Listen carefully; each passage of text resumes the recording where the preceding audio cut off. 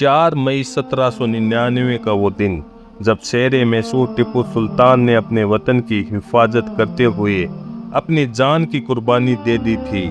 अगर टीपू सुल्तान भी चाहते तो निज़ाम और बाकी रजवाड़ों की तरह अंग्रेजों से संधि कर उनकी तमाम शर्तों और गुलामी को कबूल करके अपनी रियासत बचा सकते थे, लेकिन उन्होंने इस गुलामी से बेहतर शहादत को अपनाया। उस वक्त टीपू सुल्तान का नाम अंग्रेजों के लिए खौफ का पैगाम था। शायद ही हिंदुस्तान के किसी सुल्तान या राजा का इतना खौफ अंग्रेजों के दिलों पर रहा होगा।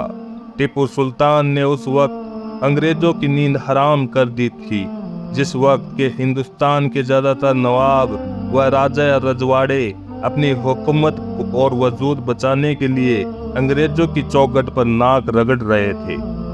जिस दिन टीपू सुल्तान शहीद हुए थे उस दिन ब्रिटेन में जश्न मनाया गया था। अंग्रेजों में टीपू सुल्तान का इतना खौफ था कि उनके पास जाने तक की हिम्मत नहीं जुटा पा रहे थे।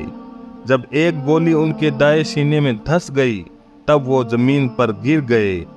जब अंग्रेजों को किसी ने यकीन दिलाया कि टीपू सुल्तान मारे गए हैं, तब एक सिपाही ने उनकी मयान में जड़ा हुआ रतन निकालने की कोशिश की तो टीपू सुल्तान ने अपनी आखिरी वक्त में उसका हाथ अपनी तलवार से जख्मी कर दिया था। इसी तरह एक फौजी ने उन्हें तलवार से मारना चाहा तो मौत के दहाने पर खड़े टीपू सुल्तान ने उस फौजी के सर पे अपनी तलवार से इतना जबरदस्त वार किया कि वह फौजी वहीं ढेर हो गया। जब टीपू सुल्तान शहीद हो गए तब गवर्नर जनरल ने कहा था कि आज से मुकम्मल हिंदुस्तान हमारा है। अंग्रेजों के लिए टीपू सुल्तान की मौत की खुशी का अंदाजा इस बात से भी लगाया जा सकता है कि विकी कॉलिंस की मशहूर नोवेल द मून स्टोन के शुरुआती सीन में टीपू सुल्तान की दारुल सल्तनत श्री रंगपट्टनम की लूटपाट और घेराबंदी को दिखाया गया है। शायद ही किसी हुक्मरान ने अंग्रेजों से इस तरह लोहा लेने की जरूरत करी होगी। लड़ाई के आखिरी वक्त में टीपू सुल्तान के बॉडीगार्ड राजा खान ने उनसे कहा था कि आप अंग्रेजों को अपनी पहचान बता दे, वो आप पर रहम खाएंगे।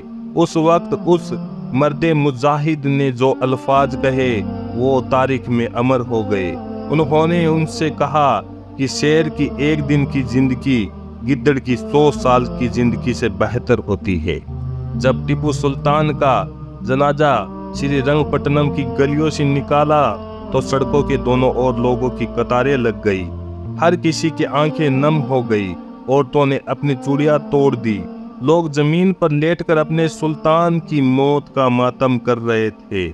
आज टीपू सुल्तान का इतिहास स्कूली पाठशालाओं में से हटाया जा रहा है।